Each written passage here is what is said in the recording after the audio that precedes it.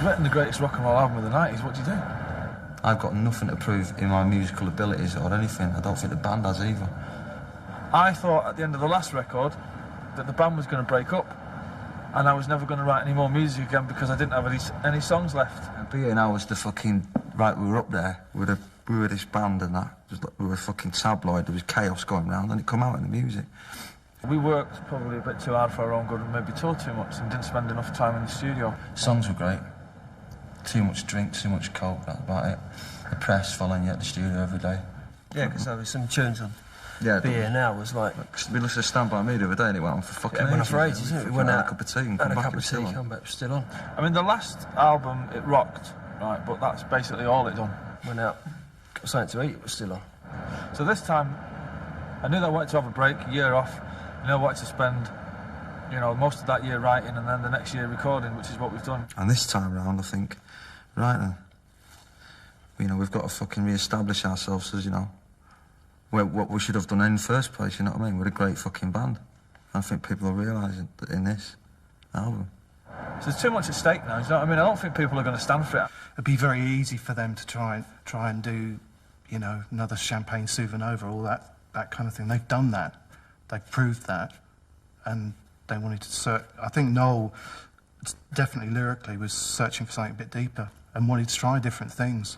They were saying quite a long time ago, we're going to do 3 albums that are going to be, you know, lay down the Oasis kind of, I don't know, the gospel according to Oasis, and then move on from it. So, I mean, I remember reading that quite a long time ago, and they've done that. And I wanted to make a record that showed a few different sides to what it is that I do. A drum loop being used on an Oasis record would have been a no-no. You know, just wouldn't have happened before. It's just a lot different, you know what I mean? There's not too many guitars in it, you know what I mean? You can hear the bass breathes a bit, you know what I mean, I think. And obviously the stuff I've done outside the band with the Chemical Brothers and Goldie and stuff like that, you can gain a lot of knowledge of different things off people like that, so just having a look around more, really. What I do is bringing certain things to different projects.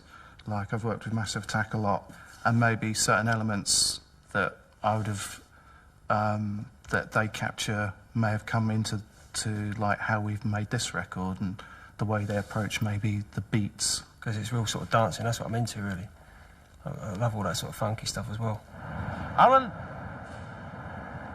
is not aware, right, of what a fucking brilliant drummer he can be, if I'm being honest. Because I think he's the most gifted musician in the band at the moment. They were just sort of experimenting with beats, different synths, keyboards which they'd never used before, different ways of approaching tracks. And I suppose that's why I was there, really. I was thinking, well, I'm going to use drum loops on that, and, you know, the bass line's going to be really complicated here, and it's not going to be all about the song, so to speak. It's going to be more about the musicianship. And I was thinking, well, you know, is it all going to work with new people and in a new environment? And the amazing thing for me is that it all worked, and it didn't feel weird. It just felt really natural. So, and it still sounds like an Oasis record, but it sounds like a different kind of Oasis record, which is what we should have done last time. It's what a true band does, doesn't it? Moves forward within their own identity. I'm still influenced by the Beatles, obviously, but, you know, I've listened to a lot of, like the Beta Band, for instance, and the way that they do things. Although we didn't employ any of their recording techniques in the way that they will pick up a plastic bag and a packet of crisps and make a drum track out of it. There's none of that, but I suppose there was a certain sense in listening to their records thinking, well, yeah, anything is possible. You could work with like 10 different types of artists over a period of time, and you get little bits from each of them and then start using them in like a current project you're doing, you know. But we were more using Spike, who'd worked with, you know, U2 and Massive Attack and people like that. We were using his knowledge of, who picked his brains more about the sonic side of, you know, how we could get the record to sound modern with it still sounding like a rock and roll band. So we try to do something different and incorporate everyone in the record, using keyboard sounds, looping up guitars, just experimenting. That was the thing with this record, was experimentation, but not letting it get out of control. We just wanted this album to be a little bit different than the last one. Not for anyone else, for us. When I was in the pub, I had a £2 coin and it was written around the side. And I wrote down on the back of a cigarette packet, in case I forgot, standing on the shoulder, well, what I thought I put was standing on the shoulders of giants, in brackets, album title. But I was drunk, and when I got up in the morning, it said, standing on the shoulder of giants, a bum title. That's all I need, Lennon and Lydon. But, you know, people are going to say that, you know, the giants are the Beatles and the Stones and the Who and the Sex Pistols, so I suppose it's them, really. But it doesn't mean that, it just sounds good, you know, it just looks good on the front of the record. It's a milestone record for this band, anyway. There's a lot of shit bands about, and there's a lot of people that don't, you know, mean it as much. They just want to make the money in that, and toe the line, and not live the lifestyle. And I was trying to get out of the party mode and that, so I got a few bits and pieces, threw them in a bag, got my guitar, picked up the wife off the kitchen floor, got in a taxi, went to the airport, and went to Thailand for about a month.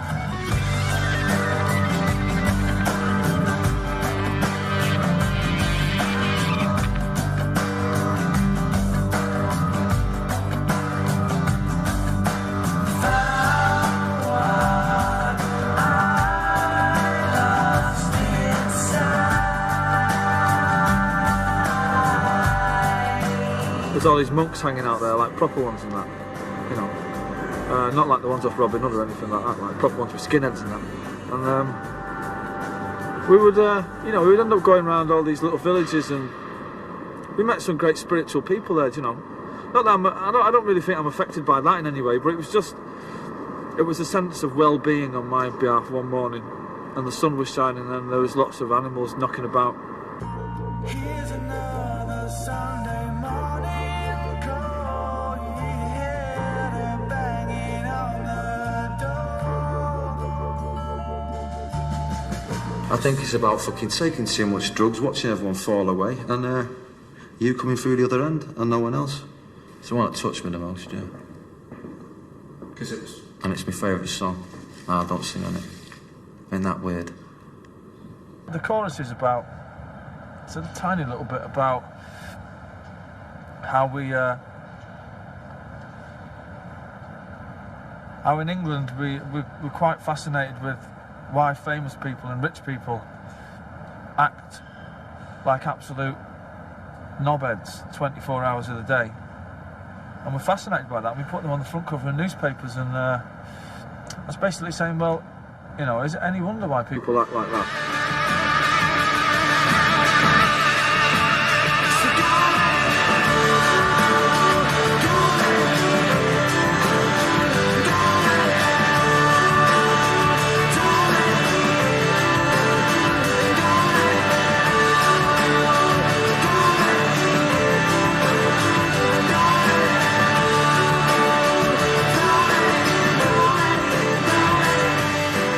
Little James is my most personal song on the record, yeah. I'm proud that he's done it in a way, because it'll give him the confidence to go maybe write more. Well, it's not. I didn't go out of my way to write a song. You know what I mean? I've just been playing about with this little tune, and then, you know, I've got a lot of songs that I've been doing that for years. You know what I mean? Little bits and bobs that I never really finish them off. I always sort of like just go, oh, fuck it, leave it there, and come back to it later on. And that was the first full song that really just come to me really easy, because I've been around him, and that's it. I've just done it in 3 minutes. Little James, we're all the same. Always seem to look to us. We were meant to be grown-ups. Thank you for your smile. You make it all worthwhile to us. I do like the song. I like the melody. For him to put it on an album means it's a good song. The song works on an acoustic guitar, so therefore it would work with a big band behind it. But I didn't think about Hey Jude at all. I'm not that much of a wanker to think like that, you know what I mean? That's not my problem, you know what I mean? I went in there and thought about James and wrote it about him, and that was the end of it. He's got to grow up pretty soon, you know. Anyway, that was my little bit, sorry. He's only 27, and I remember what I was like when I was 27. And I wasn't far off what he's like. I think we've got a lot closer musically, yeah? We've always been close. All the nonsense that gets wrote about us, you know what I mean? It's just, you know, gets blown out of proportion. You know, with the 2 band members leaving, then yeah, we've got a lot closer. what's the best thing about it is the usual, you know. He pulls no punches and he says what he means. My words and my thoughts, they're both the same, I'd say. I think he'd do well to sit down and speak to somebody like John Lennon. I think John Lennon would tell him to sit down and shut up and just listen for once in his life instead of talking all the time. That's just because he thinks he's John Lennon, though. I'm not asked about, you know, at the turn of the next century being the songwriter of the 90s and all that. That'll be irrelevant to me once I go. I'd like to be the best songwriter of next year. That's about as far as I go. No, I reckon I'm better than Elvis, definitely. I don't know what Elvis would think. Elvis would probably snort, Liam. Well, I'm a knobhead when I'm drunk, aren't I? And I'm the coolest cat in town when I'm sober. These were having a good jolly up, and I was with him while they were having a jolly up, you know what I mean? I was sitting there with my bottle of water and that going, go on, have another one for me. If I could put down on paper what I actually thought inside my head, I'd be fucking really good, I think. But I'm quite... It's something to do with being... Half of it is like laziness and the other half is not being able to articulate the feelings enough. He thinks I feel. That's too simple a way of putting it. That's what it's about, isn't it? Feelings. Because that implies that Liam's not a thinker and that Noah's not a feeler. We've had a hiccup, we never thought we'd have things like that happen to us. You know, I mean, we'd think two members of the band would leave, we just thought we were in it together forever. No, they're gone now, that's it. You can't just pick and choose when you want to be in a band, you know what I mean? It's like, it wouldn't be fair on Gem and Andy now. If Bonehead phoned up tomorrow morning and said, oh, I've changed my mind, it'd be like, well, I can't do that, man, because some other geezer now is in the group and that's it. That's not what Oasis is about, you don't make decisions like that. On the form of the band, you know what I mean? You've got to think hard about it, and I'm sure they did. And we thought hard about getting two other members in and carrying on. As soon as I started to play with these guys, it did feel right. And they've said that as well. I mean, I think that it is hard to find people that you can play with, just on a musical level. Noel used to play lead a lot. Bonehead just play rhythm. Like, Noel's not playing as much lead now, you know what I mean? But Gem's doing a bit of lead and they're both doing it so you can, you know, like Champagne Supernova, there's bits that Gem will play lead on and, you know what I mean? They'll swap about, you know, and it works a lot better. You know what I mean? Noel's a good producer. Even just seeing the way he works it's kind of a going back to the James Brown thing about it's not a whip cracking thing. It's kind of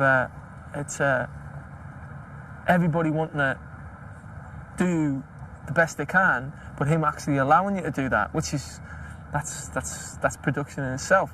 And I'm sure he knows that I'm not gonna strut out there with this pointy headstock guitar and go same as you're not gonna go I need a 5-string bass without a head. You know, it's kind of everybody's in the same ballpark. We know what you can do, you know, and we just went, look, you just fucking do what you do. Don't play what Bonehead play. We don't want you to do what he's just done, you know what I mean? We want you to do what you do, and if it's a bit fucking over the top, we'll stop you. You know what I mean? We just want you, for anything that you get from the old songs, you put into your bit, you put your bits into it that you feel you can hear, and if they're good, we'll keep them in, and if, like, you know, they're a bit over the top, we'll tell you. I don't want to change it. I think it's great how it is. It's going to be weird to see how it works out, but I mean, it's all very exciting because, number one, because they're great musicians, you know. It's weird joining this band full stop. And they're at that point where they're not that cynical about it yet. Things like this throughout your life are gifts, and you've got to say thanks. That's what I believe. Hopefully that the 5 of us that are in the band now will make more albums than the original 5 did, so... There's been too much said about what things mean. Let's let people make their minds up on it. You know what I mean? Right. I'm not here to share my views, you know what I mean, about it. People should just listen.